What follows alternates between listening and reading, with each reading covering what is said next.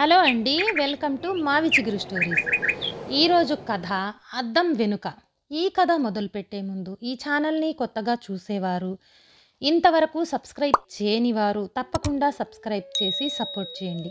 ఈ కథ పూర్తిగా చూసి మీకు ఎలా అనిపించిందో కామెంట్ చేయండి. ఇక కథ మొదలు పెడదాం. ఆమె పేరు హరిణి. అద్దంలో చూసుకుని 6 ఏళ్ళయ్యింది. అద్దం ముందుకు రావాలంటేనే భయం. తన అందవికారమైన ముఖాన్ని చూసుకొని తనే దడిసిపోతుంది. అందుకే చూసుకోదు. ముఖానికి స్కార్ఫ్ కట్టుకున్నాక సరిగ్గా కట్టుకుందో లేదో చూసుకుంటుంది. ఇంకా అంతే. ఆ తరువాత తన బండెక్కి ఆఫీస్కి వెళ్తుంది. తనలాంటి మరో అమ్మాయి కనిపిస్తే కాస్త చేయూత ఇస్తుంది. వాళ్ళకి కౌన్సిలింగ్ చేస్తుంది. తన పని చూసుకొని ఇంటికొచ్చి ఒక్కతే ఒంటరిగా ఉంటుంది. ఇది అద్దం ముందు కథ. ఇప్పుడు అద్దం వెనుక ఏముందో చూడండి. హరిణి ఒక అందమైన పిల్ల. అందంతో పాటే చాలా చలాకీ గల అమ్మాయి. అమ్మా నాన్నలకు ఒక్కతే కూతురు. గారాల పట్టి ముద్దు చేసి పెంచిన ధైర్యవంతురాలిగా పెంచారు. ఆత్మవిశ్వాసం నింపుకున్న ఆమె తన కాళ్ల మీద తనే నిలబడాలనే కోరికతో పోటీ పరీక్షలకు చదివింది. మొదటి ఛాన్స్లోనే సాధించింది. ప్రభుత్వ ఉద్యోగానికి ఎంపిక అయ్యింది. ఉద్యోగం వచ్చేసింది కనుక పెళ్లి చేసుకో అన్నారు ఇంట్లో అమ్మా నాన్న. హరిణికి అంతగా ఇష్టం లేదు. విశ్వ ఆమెనెంతో ఇష్టపడేవాడు. అతన్ని చేసుకుంటే బాగుంటుంది అని అనుకుంది. కానీ కులం అడ్డు రావటంతో అమ్మా నాన్న ఒప్పుకోలేదు. నాన్న యాగి చేసేవారు. చస్తామని బెదిరించారు. చాన్నాళ్ళు అందుకే పెళ్ళంటే ఇష్టపడేది కాదు. కానీ ఉద్యోగం వచ్చాక అమ్మా నాన్న సతాయింపు ఎక్కువయింది. మనసులో ఇష్టం లేకున్నా ఇక ఒప్పుకోక తప్పింది కాదు. దేశంలో ఉన్న కొన్ని లక్షల మంది అమ్మాయిల్లాగే పెళ్లి చూపులకొచ్చిన మొదటి సంబంధం రామకృష్ణ వాళ్ళది. హరిణి అందం చూసి కట్నం ఎక్కువ అడగాలని అనుకున్నా కొంత తగ్గి అడిగారు. హరిణి తల్లిదండ్రులు వ్యవసాయం చేసుకుంటూ బ్రతుకుతారు. ఎంత కట్నం తగ్గించి అడిగినా వాళ్ళకది చాలా ఎక్కువే. హరిణి గొడవ చేసింది. నేను ఉద్యోగం చేసుకుంటున్నా కూడా కట్నం ఎందుకు ఇవ్వాలి అని. ఆమె అభిప్రాయాలను ఎవరు వింటారు? సమాజంలో పాతుకుపోయిన కట్నం అనే ఆచారాన్ని భరిస్తూనే బండి లాగుతున్నారు. ఎంతో కొంత కట్టబెట్టి కూతురుకో మగతోడుని కుదుర్చుతూనే ఉన్నారు. హరిణికి అంతే. రామకృష్ణ కూడా అందగాడే కనుక అతను చేస్తున్న చిన్న వ్యాపారం వాళ్ళకేమీ తక్కువలా అనిపించలేదు. వాళ్ళేమడిగినా కాదనకుండా ఓకే చెప్పేశారు. అమ్మా నాన్నలు అందులోనూ ఉన్న ఊళ్ళో సంబంధము. పిల్ల ఎంచక్క ఇక్కడే ఉంటుంది. చూడాలి అనిపించినప్పుడల్లా వెళ్ళి చూసి రావచ్చు. బంధువుల్లో ఒక్కరిద్దరు చెప్పారు వాళ్ళు వట్టి డబ్బు మనుషుల్లాగా ఉన్నారు, ఒకసారి ఆలోచించమని. అయినా వాళ్ళకి అర్థం కాలేదు. కూతుర్ని ఒక అందమైన వాడికిచ్చి చేస్తున్నామన్న సంబరంలో పెళ్ళి జరిగిపోయింది. పెట్టిపోతల దగ్గర జరిగిన చిన్న చిన్న గొడవలతో హరిణి మనసేం బాగోలేదు. మనిషి కన్నా డబ్బు ముఖ్యం అనుకునే వాళ్లతో ఎలా నెగ్గి రావాలో ఏమో అని ఆలోచిస్తూనే ఉంది. అత్తారింటికి అడుగు పెట్టింది. అక్కడి నుండే ఆఫీసుకు వెళ్ళి వచ్చేది. 2 రోజులకొకసారి అమ్మని చూసి వస్తూ ఉండేది. నెల రోజులయ్యింది. అప్పటికి రామకృష్ణ ఏంటో హరిణికి అర్థం కాలేదు. తన మీద ప్రేమ కంటే కోరికలే ఎక్కువ ఉండేవి. ఆఫీస్ నుండి కాస్త లేటుగా వస్తే అనుమానించటం మొదలుపెట్టేవాడు. రాత్రి గదిలో నువ్వింత అందంగా ఉంటావు కదా, మరి నిన్నెవ్వరూ ప్రేమించలేదా, నువ్వెవ్వరిని ప్రేమించలేదా అని మాటికి అడిగేవాడు. హరిణి చిన్న నవ్వు నవ్వి ఊరుకునేది.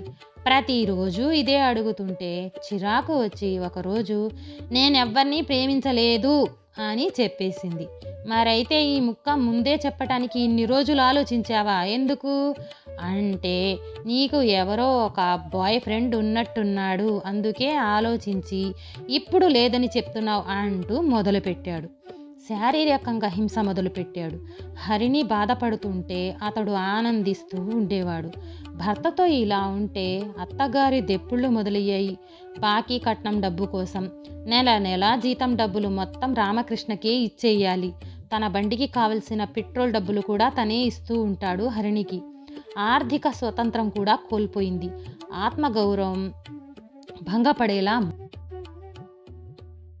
మాటలు చేతలు ఎక్కువయ్యాయి ఆ ఇంట్లో.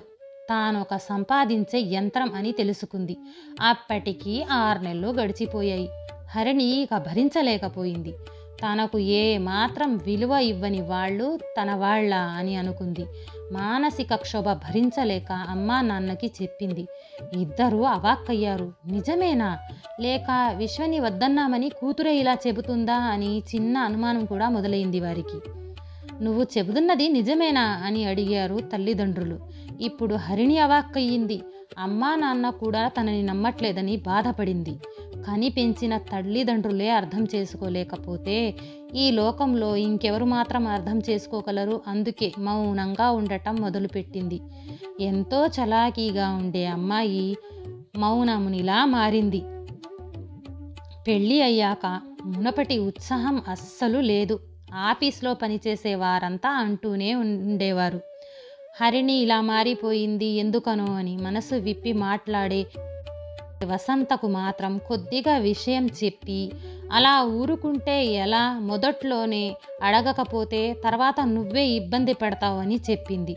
వసంత ఒకసారి బజారుకి వెళ్ళినప్పుడు హరిణి వాళ్ళ అమ్మ కనిపించింది. వసంత ఆవిడకు హరిణి విషయం చెప్పింది. తల్లి నొచ్చుకుంది. కూతురు చెప్తే తనే నమ్మలేదని. మరునాడు హరిణి ఇంటికి వచ్చారు తల్లిదండ్రులు. కూతురితో మాట్లాడి నిజాలు తెలుసుకున్నాక నిర్ఘాతపోయారు. టైం కావటంతో ఆఫీస్కి వెళ్ళిపోయింది హరిణి. అమ్మకి వెళ్ళేటప్పుడు చెప్పింది, అత్తగారితో కానీ ఆయనతో కానీ ఏం మాట్లాడవద్దని. కానీ వాళ్ళ విషయం చర్చకు దించారు. అయ్యో, మేమేం పాపం ఎరుగము. మీ అమ్మాయిని మేం జాగ్రత్తగానే చూసుకుంటున్నాం. కానీ మీ అమ్మాయికే అందగత్తని పొగరెక్కువ, ఉద్యోగం చేస్తున్నానని అహంకారం ఎక్కువ అని తిరిగి 4 చెప్పింది. సాయంత్రం ఇంటికి వచ్చేసరికి ఇల్లు ప్రశాంతంగా ఉంది. తుఫాన్కి ముందు ఉండే వాతావరణం లాగా. అమ్మయ్య అని ఊపిరి పీల్చుకుంది. రాత్రి భోజనాలు చేశాక మొదలైంది అసలు యుద్ధం. మొదట మాటల తూటాలు వదిలారు. అమ్మా నాన్నలకి చెప్పినందు వల్ల వారికి లోపల మండుతుంది. ఆ కోపం ఆమె వ్యక్తిత్వం మీదకు మళ్ళింది. నువ్వేమన్నా పతివ్రతవా? నీ సంగతి మాకు తెలీదనుకున్నావా? మాకు తెలియక అమాయకంగా నిన్ను చేసుకున్నాం కానీ అంటూ వినలేని మాటలు మొదలుపెట్టారు. హరిణికి ఏడవటం తప్ప ఏమీ చేయలేకపోయింది. గట్టిగా ఎదిరించి చెప్పాలి అనుకుంది, కానీ గొంతు పెగల్లేదు. వీళ్లతో మాట్లాడి వేస్ట్ అనుకుంది. తనకు నచ్చని చోట తను ఉండలేదు. రాత్రి 12 గంటలయ్యింది. వెళ్ళి పడుకుంది. కానీ ఏ మాత్రం నిద్ర పట్టలేదు. మనసులో ఒకటే నిర్ణయించుకుంది, రేపటి నుండి ఇక్కడ ఉండే పనే లేదు అని. తెల్లవారక ముందే కొన్ని బట్టలు బ్యాగ్లో సర్దుకొని పుట్టింటికి వచ్చేసింది. అప్పటికి ఆ ఇంట్లో ఎవ్వరూ నిద్ర లేవలేదు. అమ్మా నాన్న ఆశ్చర్యపోయారు. తెల్లవారక ముందే వచ్చిన కూతుర్ని చూసి విషయం తెలుసుకుని బాధపడ్డారు. మళ్ళీ వాళ్లతో ఒకసారి మాట్లాడి కూతురి సంసారం బాగు చేయాలని నిశ్చయించుకున్నారు. మరునాడు హరిణి వాళ్ళ అమ్మా నాన్న వెళ్ళి మాట్లాడి వచ్చారు. తమ కూతురు ఎంతో మంచిదని, ఎంతో తెలివైన అమ్మాయి అని, ఆమెను అవమానపరచవద్దని వేడుకున్నారు. కొంత డబ్బు కూడా ముట్ట చెప్పారు. అలాగే అని తలలు ఊపారు తోడేళ్ళు. 2 రోజులు కూతుర్ని తమ దగ్గరే ఉంచుకొని 3వ రోజు తీసుకువెళ్ళి అత్తవారింట్లో వదిలి వచ్చారు వారు. హరిణికి అస్సలు ఇష్టం లేదు. నేను స్వతంత్రంగా బ్రతకగలనని అమ్మా నాన్నకు చెప్పినా వారు వినలేదు. పరువు పోతుందని వాపోయారు.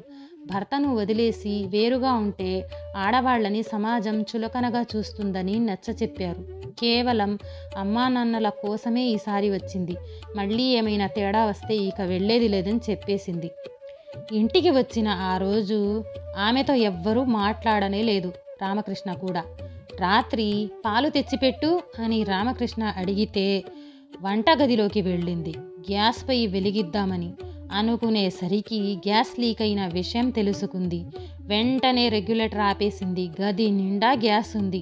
వెనకాలే తోడేళ్లల్లా వచ్చిన అత్తగారు ఆయనగారు అగ్గిపుల్ల గీసి లోపలికి విసిరేశారు. మంట కుప్పుమని లేచింది. హరిణి బట్టలు అంటుకున్నాయి. శరీరం కాలుతుంది. బాధతో కేకలు వేస్తుంది. ఆ తరువాత ఏం జరిగిందో తెలియలేదు. కాస్త తెలివి వచ్చాక చూస్తే హాస్పిటల్లో ఉన్నాను అని తెలుసుకుంది. ఎంతో నరక యాతన అనుభవించాక ప్రాణం పోదని మాత్రం తెలిసింది. పోలీసు వాళ్ళు వచ్చి కేసు ఫైల్ చేశారు. తాను జరిగింది జరిగినట్లు చెప్పింది. అత్తవారిని రామకృష్ణను అరెస్ట్ చేశారు. హాస్పిటల్ నుంచి ఇంటికొచ్చాక అద్దంలో చూసుకుంటే తెలిసింది తాను ఎంత అందవికారంగా తయారయ్యిందో. మొదట తనని తానే గుర్తుపట్టలేదు. అద్దంలో తనే అని గుర్తించాక ఇక ఎప్పుడూ అద్దంలో చూసుకోనే లేదు. మెల్లగా ఉద్యోగం చూసుకుంటూనే 2-3 సార్లు ప్లాస్టిక్ సర్జరీ చేయించుకుంది. అయినా మునుపటి అందం రాదు కదా. అమ్మా నాన్నలతో కాకుండా ఒంటరిగా వేరే ఇల్లు అద్దెకి తీసుకొని ఉంటుంది. ఇది అద్దం వెనుక కథ. ఈ దేశంలో సగటు ఆడపిల్లలకు హరిణి ప్రతీక. మనసులో ఎన్నో కోరికలతో కొత్త జీవితంలోకి వెళ్ళాలనుకున్నా మన చుట్టూ ఉండే అనేక పాత్రలు మనకు తెలియకుండా మన జీవితాన్ని మార్చేస్తాయి. ఆ మార్పు సంతోషకరం అయితే అంతా ఆనందపడతారు, దుఃఖమైతే హరిణి జీవితంలాగే ఉంటుంది. అయినా బాహ్య సౌందర్యం కంటే అంతఃసౌందర్యం ఎంతో గొప్పది. హరిణికి చాలా ఎక్కువ ఆ అందమైన మనస్సుతో ఆత్మవిశ్వాసంతో బతుకుతున్న హరిణి ఎందరికో ఆదర్శం. ఎందుకంటే తనలా బాధపడుతున్న ఎందరో స్త్రీలకు ధైర్యం చెబుతుంది. జీవితం అయిపోలేదని, ఇప్పుడే కొత్త జీవితం మొదలైంది అని. ఈ కథ నచ్చితే లైక్, షేర్ చేసి తప్పకుండా సబ్స్క్రైబ్ చేయండి.